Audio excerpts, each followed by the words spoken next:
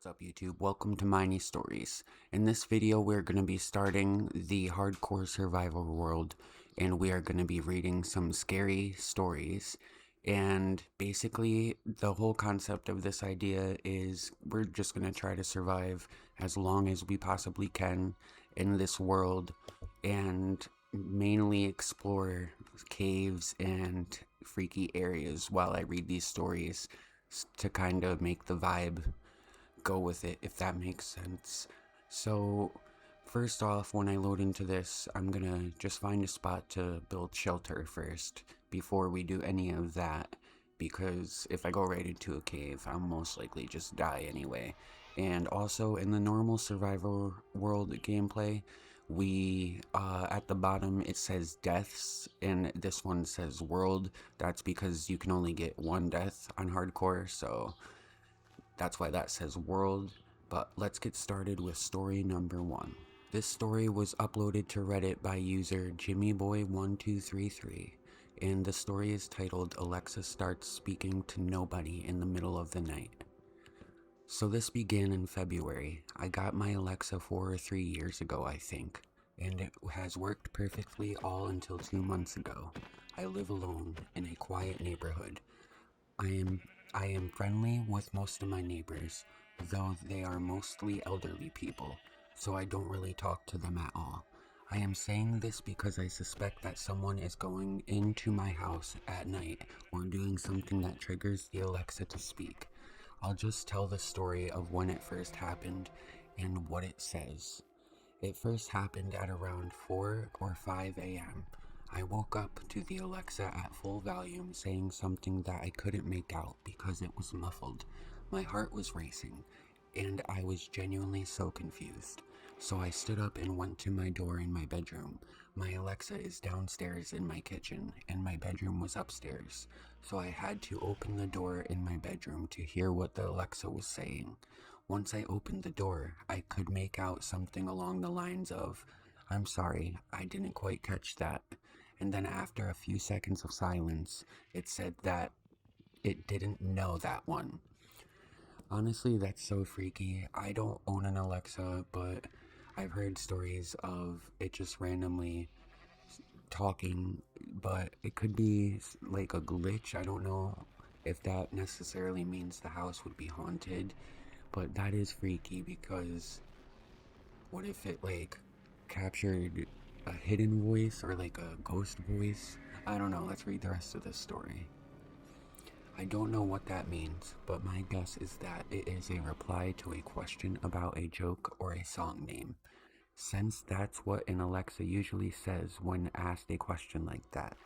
Over the next few minutes, I stood at the doorway. My heart was still beating, and the Alexa would be quiet for about 30 seconds before saying, "I'm sorry, I didn't quite catch that." It would stay silent again for a few more seconds, and then it would say it again. I didn't want to go down, to be honest, because I was so scared. After a few minutes, it went silent, and I went back to bed, but I couldn't go to sleep. So I went downstairs at around 7 a.m. and nothing had happened. The Alexa was turned off. Oh, that's freaky, especially if the Alexa was off. How was it even talking? Now, at this point, I was horrified. But what made it worse was that when I went to bed that same night, it repeated the same things, and it has been doing that for the last 2 months. Yes, on the 3rd day in a row, I went downstairs to check, but nobody was there, and nothing was off. The Alexa was still speaking, but after about 2 minutes it stopped by itself. I plugged it out after, and then, thank God, it stopped. I kept the Alexa in my utility room and decided not to take it out of there ever again, and I probably wouldn't even have posted anything about this if it wasn't for what happened a week ago. I had forgotten about the Alexa by this point and had just gone on with my life. But one night, as I went to sleep, I heard it again. Now I want to clarify that I am not trying to make a creepy story here at all. I am genuinely scared and confused on what is happening here. I went down after hearing it, saying the same phrase on loop like it had before, and it was plugged in again into the kitchen, playing the phrases like somebody was talking to it. I thought it had maybe just malfunctioned up until this point, but then I knew something was wrong, obviously. Oh, that is so freaky. So I get why he said at the beginning, this person said at the beginning, that they think someone might be entering their house, because if you put it all up, if you put it away and it still somehow got plugged in, either the house is 100% haunted or someone's 100% breaking in and entering the home and messing with this person. I took out the Alexa and drove up to my parents' house. I gave it to them and told them they could do whatever they wanted with it, but it was glitched. Nothing has happened since then, but I am seriously scared and worried for what is happening. I have so many questions. I will update if anything else happens. Update. I called a friend over to check the attic with me thanks to Realworth's 80 Ace suggestion, and we found nothing in there, thankfully. Nothing much has happened since I made this post. My house has been relatively quiet. I keep telling myself that the Alexa was glitched, but it doesn't explain how it moved by itself back to my kitchen. There is still the horrifying possibility that there is someone living in my house, or that I am hallucinating and moved the Alexa by myself, but I am not sure. I will be putting up cameras in my house to see what happens at night, in case I catch anything odd. Thanks to everyone trying to help, and I will update you tomorrow on and to tell you what I see on them. That story is really freaky. I am definitely never gonna get an Alexa after that, but I'm not sure if I don't think it was glitched. I think either maybe a friend was just messing with him and did it, or someone was straight up living in his house or just entering it at night and messing with him that way.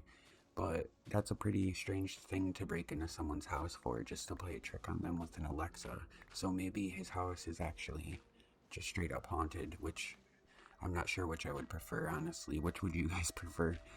Alright, so now let's get on to story number 2. This story was posted to Reddit by user few-hall8349. It haunted us for years. My family moved to a small village in 1979. The village is along the highway where our people are originally from. We moved there for about 4 years, then we moved back to our old small town. It was a sad homecoming as I came back to no friends whatsoever. My mother had agreed to send me during summer for short visits with my best friend and cousin Laverne. All names are changed for privacy.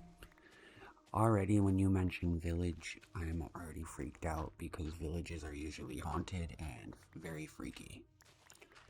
I think it was 1986. I was 12 years old. I went there to visit and it was the same cute little place.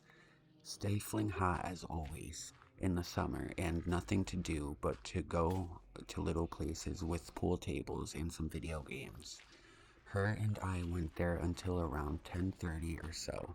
It wasn't a far walk to her house.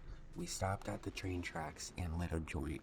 Smoking pot is old me would not recommend. Smoking pot is old me would not recommend. Oh, okay. We stood in the dark, passing back and forth. We chatted about whatever we did since we last hung out, and it was nothing much, being that we were just kids still. At the train crossing, we stood at what used to be my house. It had burned down not long after we left, but still stood the small shed with one window that we never used. The glass was long gone, and so was the door. We could see right through the shed as the door was aligned perfectly with the window. It was a fairly bright night with no clouds and a huge moon above. Her and I had been staring at the shed for possibly no reason at all when a long skinny shadow of a person stood up in the window. Okay, I was wondering when this was going to start getting scary, because at first it sounded like they were just stoned and might have just freaked themselves out staring at a shed. I felt my heart sink and the world turned around and looked at me. I looked at my friend and she was still watching it, her eyes wide and her mouth gaping. I looked back and saw it start to climb out of the window. "Run," she whispered with a shaking voice that I had never heard from her before. We ran as fast as we could down the road and around the bend until we reached her house. We stopped at the light pole, looked back from where we came from, and didn't see anything. We listened and didn't hear anything either. She said, "Look at me." I looked up and she asked, "Do I look stoned?" I shook my head, but I didn't actually comprehend her question whatsoever. She said, "You do." She said, "Just keep your head down and let's get right to my room." We went into the house and did what we planned. I asked her what she thinks that was. She replied, "It was probably just Vince trying to scare us." We didn't talk about it again. Eventually, I stopped going for visits and we drifted apart for many years. I'm not gonna lie, I think they might have just been a little bit too stoned because all they saw was a shadow that climbed out the window, I guess. Interesting. Last year, 2025, I went on a small vacation. I had to stop in her city, so I messaged her on Facebook Messenger. I told her what hotel I will be at. She came to visit and we talked about a whole lot of stuff that went on in our lives. I brought up the shadow and she told me something I about stopped breathing too. She said she went to walk to the store during winter. She took the small road leading past the old cemetery that lays in the middle of the village. It was too cold to walk all the way around, so she just went for it. She got a short way through the road when she saw a shadow climb up from behind a stack of lumber. It stood tall and stared at her. It didn't seem to have eyes or anything that resembled a face, but she could feel its energy burning into her. She stopped in her tracks and started to back up. When it jumped off the lumber, she turned and ran. She was quite pregnant at the time, so running with any sort of speed wasn't possible. She got close to the main road. A hand reached out in front of her face and covered her eyes. She couldn't see anything now. Pitch black and trying to escape, she tripped and fell into a ditch. Unable to see, she just yelled, "Jesus." It wasn't like a curse, it was more like a prayer. When she yelled it, the hand slid off her head. She saw its long skinny fingers slide to the side and disappear. She looked around, it was gone. I sat there in disbelief. I have had reoccurring nightmare of the same exact night happening to me for so many years. Same road, same hand, same world. I haven't had the dream since we discussed this, and I hope I never have it again. Sometimes I feel the need to drive back just to look down that road and pray. I pray it never finds us again. Okay, so that did end up getting really freaky towards the end there. At first I thought they were just stoned, but the second instance with the friend, they weren't even stoned at all because they were pregnant. And the fingers and stuff, that kind of sounds like, what's it called, a Wendigo or a Skinwalker, one of those. That is extremely freaky, and I'm just glad that the pregnant lady was able to get home safely and everything was okay. That is truly terrifying. I don't like walking down roads alone at night for this exact reason, because you never know what can happen, and that is absolutely just terrifying. Alright, for story number 3, this was posted to Reddit by user lost_divination. It is titled, "I hid in the walls of my house from something unknown."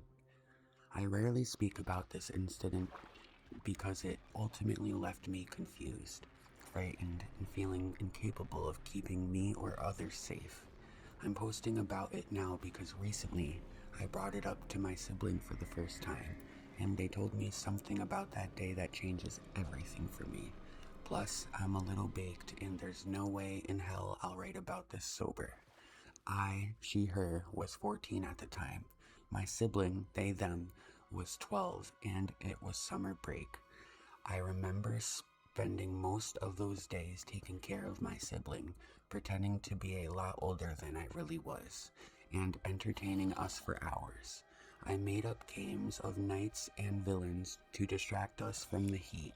It could sometimes get up to 105 degrees, and you needed gills to be comfortable in that kind of muggy heat. I agree, I personally hate the heat as well.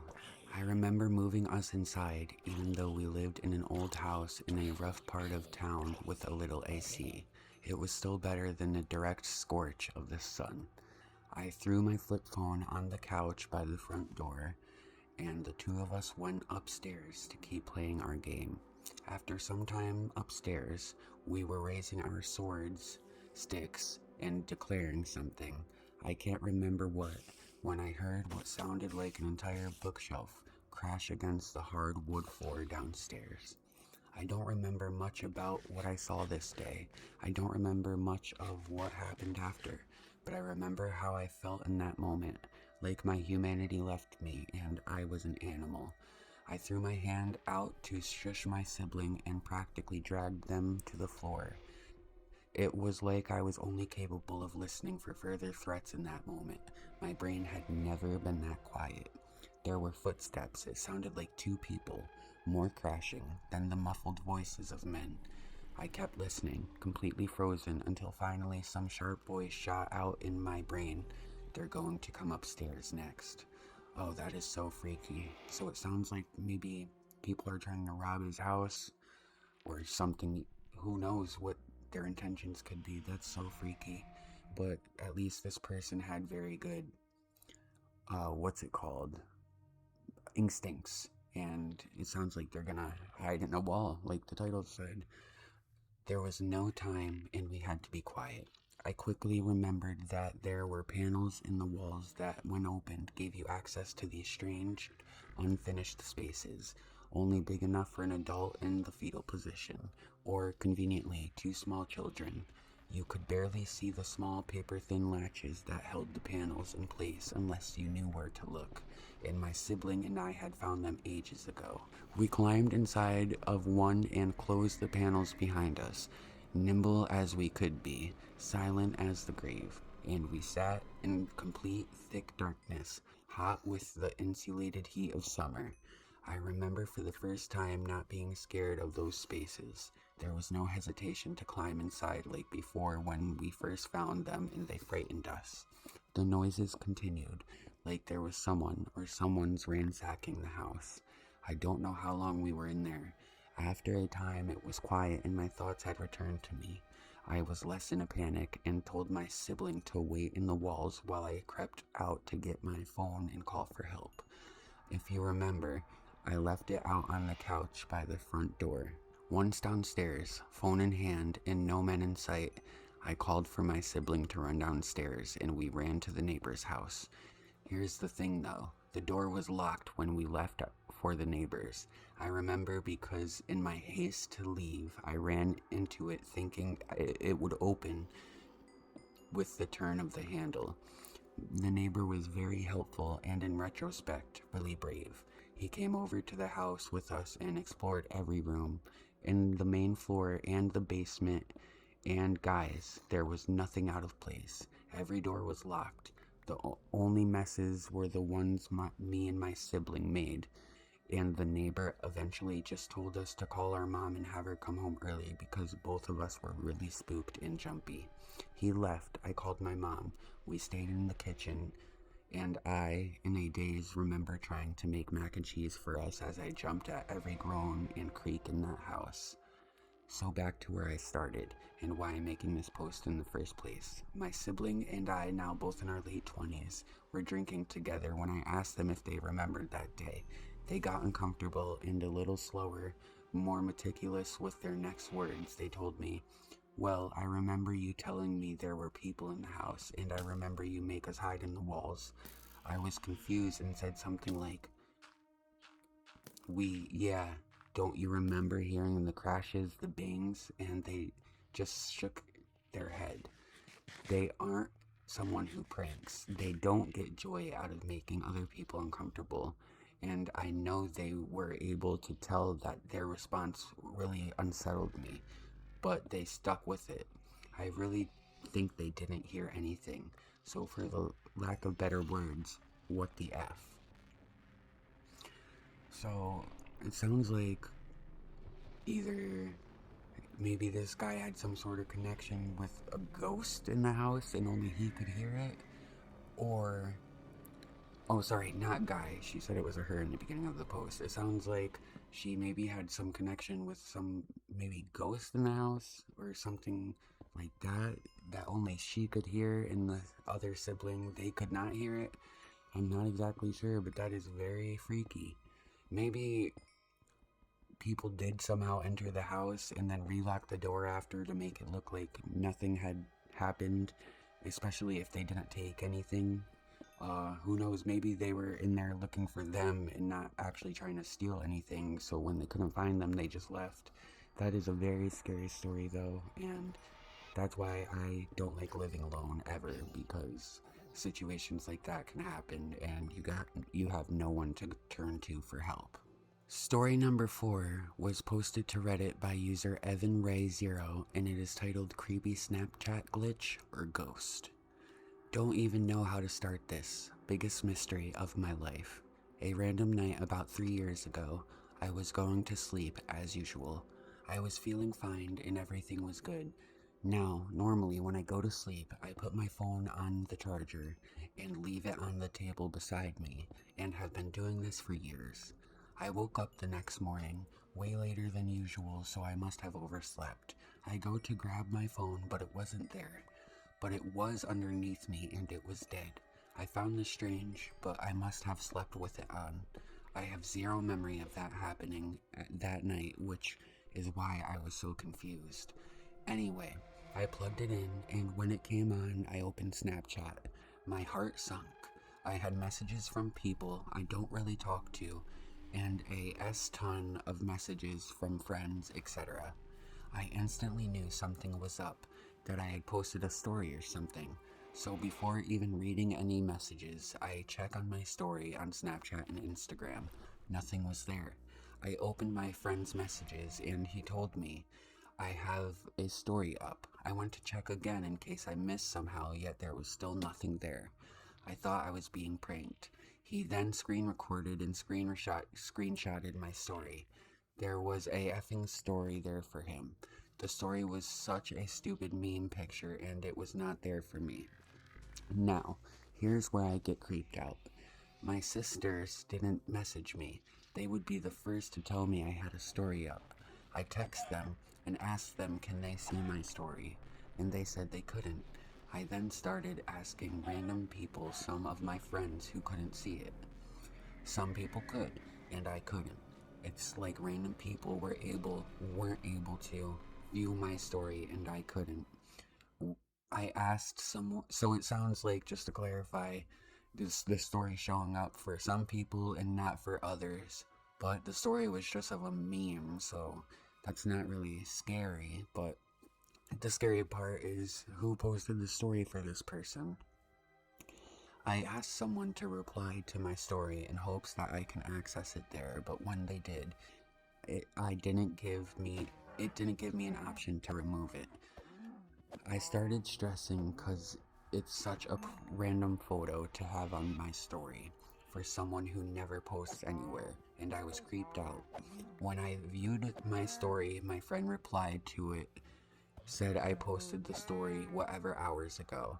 Can't remember at the time, and I remember that being 5 a.m. I was fast asleep. Now, the photo. I'm 99% sure that photo wasn't in my camera roll, but my friend said maybe it was, but it was my old phone, so I can't check. I started thinking, was I hacked? But then why couldn't I see my story? Why did I not put my phone on the charger and on my table that night? Why can't I remember falling asleep that night? Why can random people see my story and random people can't? Why can't I remove my story? I tried to use logic to get an answer, like, okay, maybe I was so tired I don't remember falling asleep and my phone was in my hand and I posted a random photo from my camera roll. But 1, why couldn't I see my own story and random people could and some others couldn't? And 2, I don't think that photo was in my camera roll. And 3, it was posted at 5 a.m. and I went to sleep way earlier than that. Genuinely such a mystery to me, and I felt like I was possessed or some BS. I have a screenshot and my friend's screen recording as proof. Anyone have any answers? Appreciate for reading. Now that is very interesting. I wonder how that story got posted. It sounds like this person does not ever really use their Snapchat like that or whatever the story was posted on. So that is very strange. Maybe, I wonder if they have siblings who just kind of came in while he was asleep and messed with him or something. That's very, very strange. Yeah, I'm not gonna lie though, I was expecting something a little more scary. It's totally possible maybe he just fell asleep, or not, I'm sorry, not fell asleep, but was tired and didn't remember doing it. But as he said, he didn't stay up that late at all, so I guess that is a bit weird. Someone else could have posted it for him, or maybe his account was hacked. That could be a possibility too. He could check like the privacy settings to see if there was any logins or whatever. But yeah, that definitely wasn't one of the scariest stories of the video. This story was uploaded to Reddit by user no-nobody3836, and it is titled, I Heard My Roommate's Voice When She Wasn't Home. This happened last year. I, 20 female, was living with two of my friends from uni, both 21 female. I'll call them S and A. Our place had a big gate to get into the yard, and then the actual house door. We all had keys for the inside door, but there was only one key for the big gate, and we never bothered copying it. So whoever finished uni earliest that day would take it. That day, A had it because her classes ended before ours. S and I got home at the same time and assumed A was already inside since she said she'd go straight home after class. You can't really see through the gate, but you can hear pretty clearly. We rang the bell a couple times, and then we heard the inside door open, like someone was coming out. Right after that, we both heard A's voice say, "1 second, guys, I'm coming." It sounded exactly like her. Then we heard shuffling like someone walking around in shoes. So we just stood there, waiting. Nothing happened. One thing I'm noticing about a lot of these stories is people are hearing a lot of voices that apparently just weren't there. And that could maybe be something to do with ghosts from a lot of paranormal documentaries I've watched in the past. Audio is a big part of like paranormal things. You obviously don't get many videos where you see a ghost as evidence, but there's all these like thousands and thousands of what some people would consider evidence of audio of ghosts. So that's one thing I'm noticing about all these things, if it is in fact a haunting, is that a lot of people are hearing stuff that just is not there or wasn't supposed to be there. So we just stood there waiting. Nothing happened. We rang again, waited again, still nothing. At that point, I was getting annoyed because it was hot and we both had a long day. I kept ringing and knocking, but no response at all. We called A. She picked up immediately. It didn't sound like she's home. We told her to open the door. She goes, "I'm not home. I went out to get food. I'm on my way back." Me and S just looked at each other and I felt literally sick. I asked her if she heard it too and she said yes. We both heard the exact same thing. There's no one else living there, and it didn't just sound like A, it was her voice, the way she talks and everything. I don't live there anymore, but while we were there, my roommates and I would constantly hear noises when we were home alone. Genuinely, the creepiest place I have ever lived. Yeah, that definitely sounds like it's some sort of paranormal type haunting or something like that, because if she obviously wasn't home, no one else is in the house, maybe it was a ghost trying to mess with the residents and mimic one of the other residents of the house. That's genuinely very scary. If something happened to me like that, I probably would just go stay at a motel for the night until I can calm down, because things like that really bother me, and I would not want to enter the house after that at all. This last story was posted to Reddit by user alone_somewhere8126, and it is titled My First Paranormal Encounter. I was about 6 or 7 years old based on my bedroom and the layout. The layout is impotent, so bear with me. When you enter the room, to your right was just a blank wall. Probably had some posters and toys on the ground, but no window. On the back wall, straight ahead, if you're in the doorway, was a window. It spanned from wall to wall, leaving a small gap either side. On the left, as soon as you are through the door, there is a very small bump out, less than a meter. That's where the built-in closet was. Past that, you had the left wall. My bed was in the middle, headboard only touching the wall. There was toys and stuff in my room too, of course. This is also important, sorry to drag it out, but at the time it was me, my older brother, and my younger brother, my mom and my dad. Oftentimes on weekends, my dad would go out to his mom's house, my grandma's, about an hour away. Sometimes we would all go. Sometimes just my dad. Sometimes just my dad and brothers. It differed week to week. I didn't go often as I hated the drive there and preferred being at home. This night, my dad was gone and both my brothers went with him. I remember because my mom and I watched a show my dad didn't like before bed. There is a night light in the hallway, so some light was coming in my room. I had woken up as I had kicked my blankets off my bed and was very cold, unusually cold, which, again, yeah, that sounds like it's a paranormal thing. I've heard that a lot, is when there's a paranormal presence, the room you're in will get unusually cold, like very strangely cold, not normal, chill cold, but very strangely cold, so that makes sense for where the story is supposed to be heading. I reached and put them back up before I went back to sleep. I looked at my door. Around that little bump out was a kid. I say a kid as he was short. Head maybe about where a door handle would be, maybe taller. I knew it was a boy, as even though I could only see a shadow, I could see the outline of short hair. It was like a kid was there, and the light from the hall was casting behind him. I could see his hands, not his face, but shadows where features would be. Short hair. He didn't say anything. I didn't say anything. After a few seconds, I just laid back down and went back to sleep. I don't know why I never yelled out for my mom. After that day, I kept seeing him. When I passed rooms, I would see a kid standing there in the corner of my eye, but when I looked, there was nothing.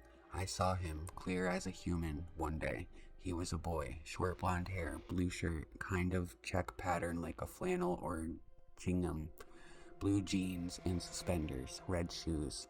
This is getting long, but I can share more if people want to know. This was a constant for 8 years until we moved from that house. I am now 21 and I'm always thinking about what happened to him. Never saw him again after we moved. Yeah, that's very, very freaky and definitely sounds like a paranormal activity type situation. I wonder if it was someone who had passed away in that same home and their presence just wasn't able to leave, so they were haunting other children in the house, because since the ghost seems to be a child themselves, the ghost was probably most comfortable to appear in front of another child and haunt them or try to communicate rather than anyone else in the house. But that is very, very scary and freaky. Alright, so that's going to be the last story for this video. So far, I think I found a very good area that I want to build my shelter in. I know some of you are probably wondering why I chose to make my home area at this, like, block in the sky, basically a sky block, but I think this would be best because I don't want to just instantly die. I want to kind of last in this world as long as I can, even though I'm going to be exploring caves and doing very risky things. I want to try to hold out for as long as I can, and I think living up here would be the best way to do that because I don't got to worry about mobs spawning at random areas around my house every 5 seconds every night. So I think this will work out best. In the next video for the hardcore survival world gameplay, I'm probably going to try to find some iron, because I did try to find someone in this video, but it just did not seem to happen. I found a bunch of coal, but no iron at all. And I definitely need that because, as you could see in this video, I came close to my death already, like a few times in this video because those damn skeletons and things. So I definitely am excited to continue this series with you guys, and I hope you enjoy it, and I hope you enjoy the stories I find for you. And you can always suggest things you want me to do on the world, whether it's explore, go mining, whatever you guys find entertaining. Just please let me know, and I'll try to incorporate that into my gameplay, because at the end of the day I want you guys to be entertained. But I think next video I want to try to add a map as well, so I know how to get back here, because I don't want to really set up a bed or do anything like that that will help me pass through the nights, because I want to do this like 100%. So I think a map would be helpful, so I can at least explore around here a little bit without worrying about losing my shelter in my house. So I hope you guys enjoyed this video. Please leave any comments about anything that you had to say, or comments about any of the stories you enjoyed, or any comments about if you think anything strange happened in any of those stories, if you had any similar experiences. One day when I eventually get a good amount of viewers and subscribers, I eventually want to start reading subscriber stories as well too, because that would be really fun. But I am not anywhere near that point yet, obviously, because I just started. So one day that will be the goal. But I hope you guys enjoyed, and I hope you guys subscribe and stick around. Thank you so much if you made it all the way through this full video, and I'm so excited to continue these series with you guys, and subscribe to join the Miney Stories family.